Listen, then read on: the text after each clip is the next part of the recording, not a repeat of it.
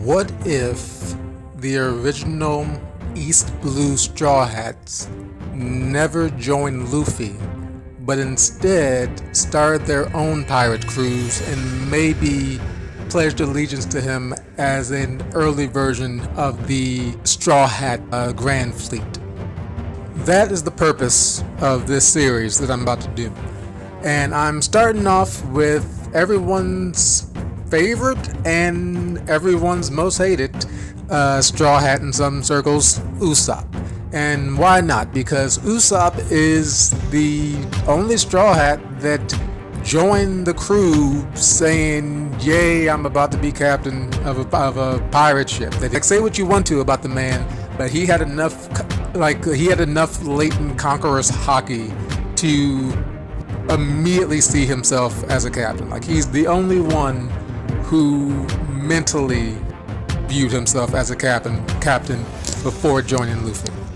Which means that before joining Luffy, Usopp had the same rank as Jinbei, first son of the sea, and if you want to consider the Frankie family a kind of land-bound pirate crew, he had the same rank as Frankie. Usopp is the first pirate captain that Luffy got to serve under him in the same way that Whitebeard got Ace to serve under him, in the same way that Kaido got X-Drake and several other captains to serve under him.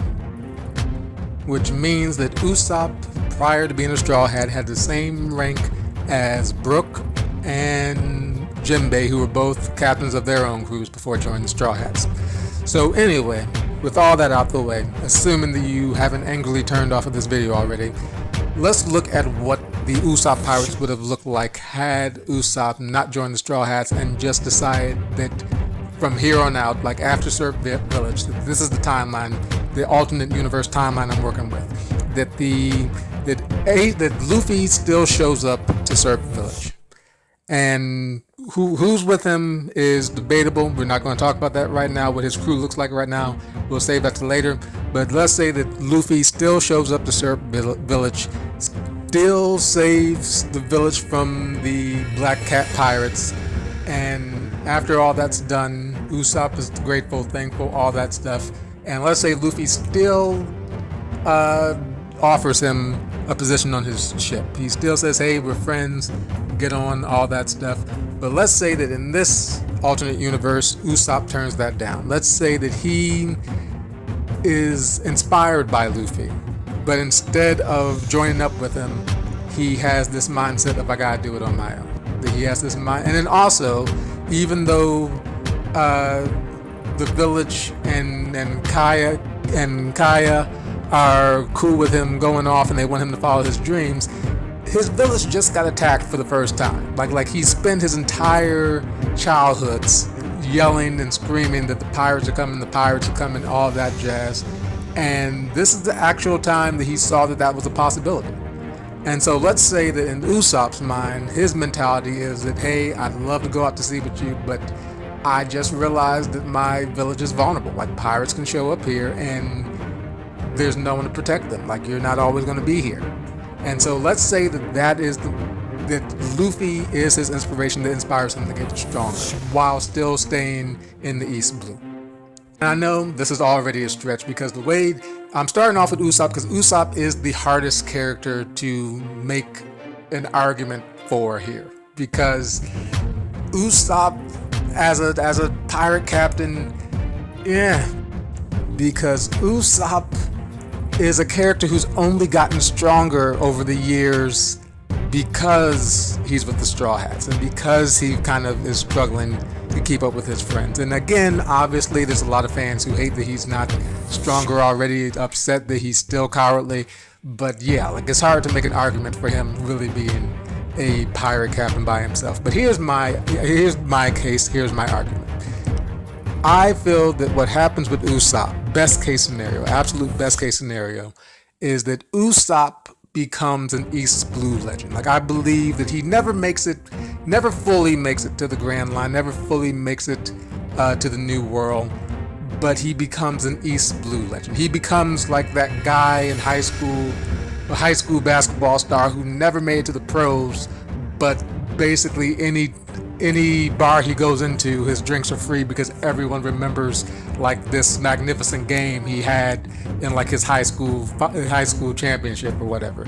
Like basically, I feel that Usopp becomes what Buggy was basically becoming, but on the more positive side of that. That he becomes like what I like to call an East Blue Yonko.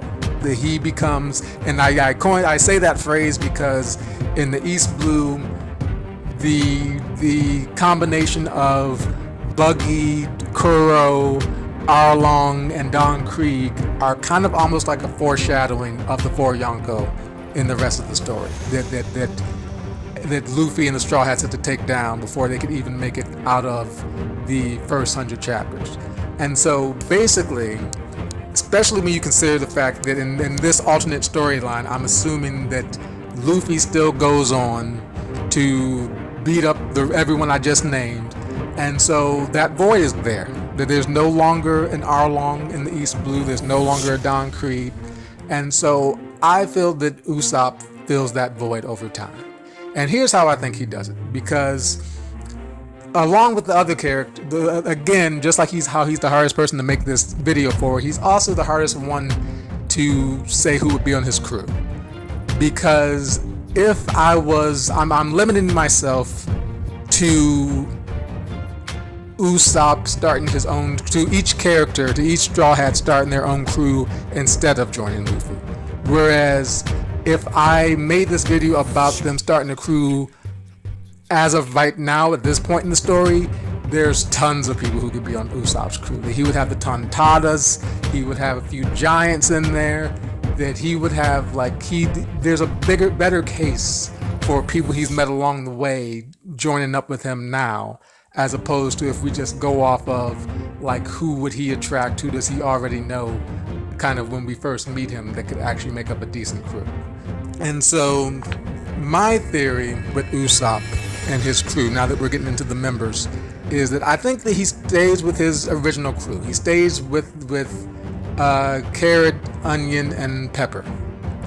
And what I think happens here is I think that their dynamic is more like Whitebeard and his sons. That I feel like it's one of those cases where, because they're young, they're still not kind of like fighting for him. That I feel like Usopp always takes the lead, which again is already a problem.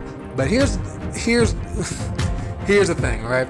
I feel that what happens with Usopp is that he goes Kevin McAllister on the world and basically rigs up Syrup Village like Home Alone. That I feel like his first line of business is to make sure that his village will always be safe if another pirate shows up. And I feel that the way that he does that is just like how he fought Luffy in Water 7, is that he rigs up like all these tricks and traps and early alarm systems and all that stuff to make sure that Syrup Village is always safe. And then I think what happens is that either he starts venturing out to like nearby islands, and again, this is, in my mind, this is kind of like Usopp's journey. I feel that he's, at the very least, he starts going island to island. That he doesn't make it to the New World, but he starts kind of exploring the East Blue. And I feel like he kind of does the same thing for them. I feel like he kind of, in his true Usopp fashion, kind of hypes himself up as the guy who overthrew Kuro and kind of starts kind of like building his legend through word of mouth. And then I think that he kind of becomes almost like the traveling salesman, only he doesn't sell too much. Like I feel like he might accept some money, but I feel like basically what he does is that he becomes an East Blue Yonko of getting a bunch of islands on the East Blue to agree to his protection, where he will rig up all these kind of early alarm systems and all these traps to protect them from pirates. And then from there, I feel like what happens is that his legend just starts spreading. Like basically everything we're seeing with Buggy, I think that's what happens with Usopp on a smaller level. I think that what happens is that there's a few cases of someone calling him to fight pirates, and then like when he gets there, like he kind of bluffs them out, and then it just so happens that the Marines are nearby and they defeat the pirates, and he kind of gets the credit for it, and so his legend starts building, and so he becomes basically still God Usopp. Like I think that he's one of those people who, I think that the best case scenario for someone like Usopp is, again, Buggy. That he becomes a person whose reputation is his power, but if you can ever get past that, you're basically beating him up. But I think that he crafts such a strong reputation in the East Blue that his name is enough to kind of like protect some people. And then going back to the crew, I think he stays with his original crew, maybe picks up a few more people, I don't really know, but I think that again he's going to need some type of heavy hitters, and this is a stretch, but again, because Usopp is hard to make a video like this for, my theory is, and this is an anime only character, is that he catches the attention of Daddy Masterson, who considered his Usopp's father Usopp to be his greatest rival. And Daddy Masterson is a retired Marine. He's now a bounty hunter. And so what I think happens with him is, I think that he seeks out Usopp, or they cross paths. I think that they still don't really get along, but I think what happens is that Daddy Masterson becomes Usopp's smoker. That I think that he becomes the person who still doesn't like pirates, but he sees Usopp doing good things. He recognizes that Usopp is not a threat, and I think he kind of like has like a begrudging like care for him, especially given the fact that Daddy Masterson is just that he's a father. And so I think that his fatherly instincts take over, and he kind of becomes, in a twisted way, like Usopp's, if not Shanks, kind of like his, basically his role model, like his Rayleigh maybe. He becomes someone who does train Usopp to be a better sniper. And it would be one of those things where it wouldn't happen it wouldn't be him just going out of his way and seeking out Usopp to train him, but it would be one of those things where he realizes that, hey, if you're gonna do this, and I think their paths just keep crossing, and because he's a former Marine, every time Usopp defeats somebody, again assuming his crew defeats people, but however they get defeated, basically, even if he goes to fight a pirate and they slip on a banana peel and then knock themselves out before he can actually fight them, whenever Usopp is around when a pirate is defeated, Daddy Masterson would be the one with the Marine connections to kind of call up the Marines to come and get them. That he would be the Jim Gordon to Usopp's Batman. And also, given how connected Usopp is with the Giants and Elbath and his love for Elbath, I still like the idea of him somehow meeting Dorian Broggy. That it's kind of out of his way. It's kind of one of those things that, again, assuming it would be very hard for him to kind of get out the East Blue and get to like Little Garden. But here's how I would like to see it, how I would imagine this alternate universe would go.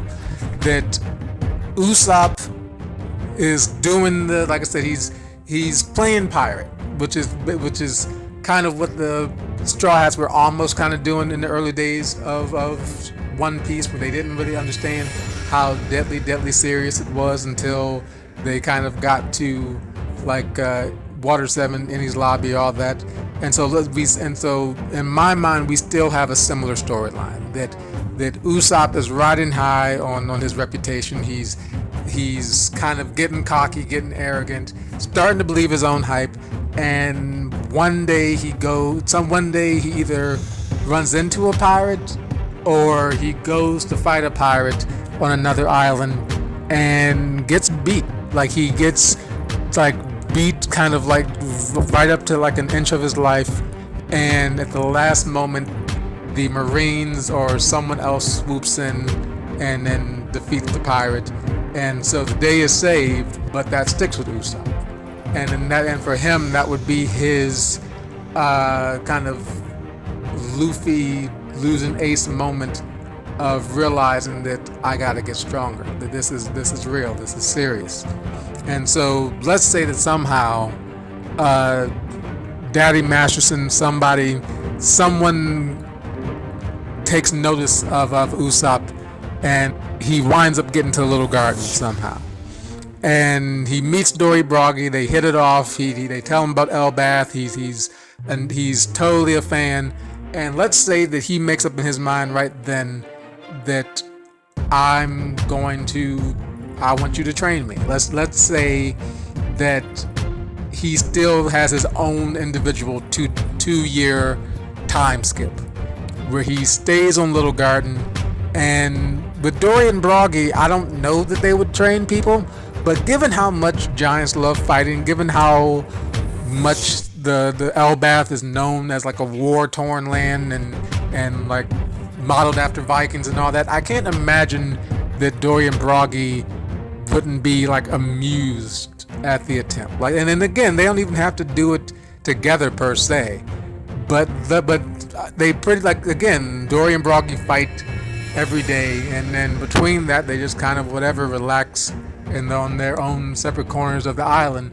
And in my mind, I imagine Usopp kind of just hanging out with them in between fights and kind of learning about war stories. And even if they didn't train him, what I imagine him trying to emulate them, and them just not being able to resist to say, no, you don't do it like that. You don't swing an axe like that. You don't swing a sword like that. You gotta do it like this. You gotta kind of put your back into it. You gotta do all that. And so let's say that at the end of the time skip, Usopp is still Usopp, still not like super powerful, but let's say that between that training and between Daddy Masterson's training, he comes out being as strong as post time skip Usopp. And so between that, I feel that he would be more equipped, that would more solidify his kind of like renown or his legacy in the East Blue. But let's say that between his relationship with the Giants and between his notoriety in the East Blue, let's say that he catches Shanks' attention. Because I came up with this entire idea like before chapter 1079 of the manga, and then so I was trying to think of what would Usopp need to stay alive, and then the best I could always come up with was that Dory and Broggy kind of like take a liking to him. He makes the Little Garden, they take a liking to him, and they give him like some type of like souvenir or some type of thing that when he meets other giants, they kind of like know that he met Dory and Broggy. And then just like at Eni's lobby, they're like, oh, Dory and Broggy are still alive, and then you met him, and oh, that's great, and all that stuff. And so my theory was always going to be that what if Usopp became kind of like not giant affiliated, but what if that's what the world saw? That what if they kind of had like this crude thing where whether giants dropped everything and came running to Usopp or not, which would most likely not happen, what if that just added to his legend of the idea of enough people happened to see Usopp talking to giants from time to time, that the word got out that, oh, in addition to being like this dangerous kind of pirate in the East Blue, that he's the only human other than Shanks that the giants like really respect and all that. And so again, he wouldn't even need giants to come help him. It would just be that fear of he's giant connected to kind of keep people in line.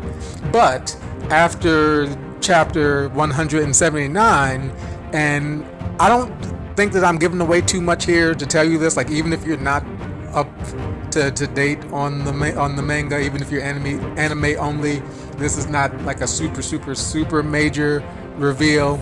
But the chapter revealed that one of the things Shanks does is accept weak people into his grand fleet as a way to kind of like protect them, as because they want to be pirates. And in some cases it's implied that they are like used to be pirates, but they're old now and can't really fight the young up-and-comers as well as they used to. And so Shanks kind of gives them his protection and his flag and says, hey, like no one's going to bother you because you're with me. And so with Usopp, even if Usopp's father wasn't Yasopp, who's on Shanks' crew, and even if Usopp like wasn't a fan of the Giants, Usopp still strikes me as the type of person that Shanks would like give his protection to in this situation. Like, provided that Usopp doesn't start running his mouth off too much and becomes trouble. Like, Usopp is, like, for all of his faults, he's just a guy who wants to see the world, wants to venture, wants to be brave, wants all that stuff, that he's not looking to cause trouble, not looking to steal from nobody, not looking to hurt nobody. And I mean, he can be annoying, but again, in the grand scheme of things, like, I could see Shanks being like moderately amused by that. Like not like, I don't think he would have like the same feeling that he had for Luffy, where he's like, oh, this guy's going places. But I think that he would be like, you know what, you got heart, kid. Like you're not gonna take the world by storm, but I respect it. I respect the heart.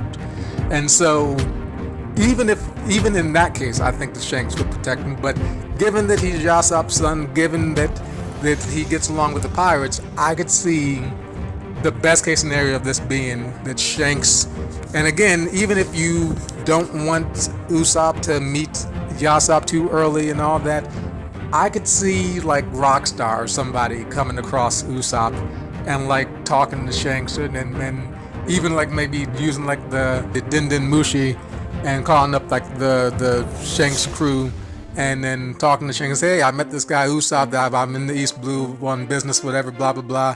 And then Usopp just beat up this pirate, and I could even kind of see him like asking like Yasopp, I'm like, hey, like do you have a son? Because this guy looks like just like you, same nose and everything. And so I could see like in that moment Shanks being like, hey, like while you're there, like give him our flag, let him know that, or offer him, ask him if he wants to be part of our grand fleet. And in this alternate timeline, I still like the idea of each Straw Hat being kind of like a part of the Straw Hat Grand Fleet, even if they start their own pirate crew. And so I don't think that would conflict too much. Like I in this, like basically as of right now, what I'm proposing is that Usopp would be a part of Luffy's Straw Hat Grand Fleet, and he would accept the offer to be part of Shanks' Grand Fleet. And even though on paper that sounds like that could be troublesome, as long as they don't come into conflict, I could see that being okay. Because it's kind of like Jinbei being Whitebeard's ally while simultaneously being a warlord. Like, that's one of those things that's cool until it's not. And so for Usopp, in the moment, I could see him accepting that deal, and I could see that not being a problem for like a long time. Like, we still don't know to what degree that's ever going to be a problem, because like even with Luffy and Shanks, even when they do clash, I still can't see it being so serious that both of their fleets would have to clash. And so to wrap this up, what I think happens with Usopp if he had started his own pirate crew instead of joining Luffy, is that he makes the Usopp pirates stronger, that he still keeps the same mentality that he had when he left, telling his crew to follow their own dreams. And so they still kind of like don't feel beholden to him to be like diehard pirates. They're pirates, but they're pirates who still pursue their individual dreams, don't always sail with him, all that stuff. They protect the Syrup village. And I could see him having the respect of giants. I could see him having the respect of Daddy Masterson, who acts as his smoker and as his kind of Rayleigh simultaneously, and I could see him being ultimately protected by the reputation of being a member of both the Straw Hat Grand Fleet and the Shanks Grand Fleet, which again, if by the time if we stretch this kind of simulation out into when Luffy becomes a Yonko, basically this would make like Usopp super protected. Like to be someone that two Yonko are like cool with would be like again a wrap for him. But also I believe that I wrap all this up to say that I believe that he would end out his journey kind of like coming back home. I want to believe that he marries Kaya, all that, but I believe that he becomes Usopp, God Usopp, Emperor of the East Blue, like basically like one of the most famous names of the East Blue, like right under Roger, right under kind of like Garp, all the East Blue legends. That Usopp is the local legend who never made it worldwide, but everyone in the East Blue is like loves him.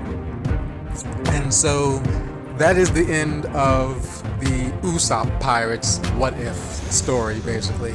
And if you stuck around this far, thank you very much, and subscribe and stick around some more, because I'm gonna try to put out another video tomorrow talking about what if another one of the first four Straw Hats had politely turned down Luffy's offer to join his crew, and instead started their own crew and then as their own captain of their own ship. So thank you very much. Have a great day. And in the words of the One Piece theme song, there's always room for you if you want to be my friend. And I'll catch you later.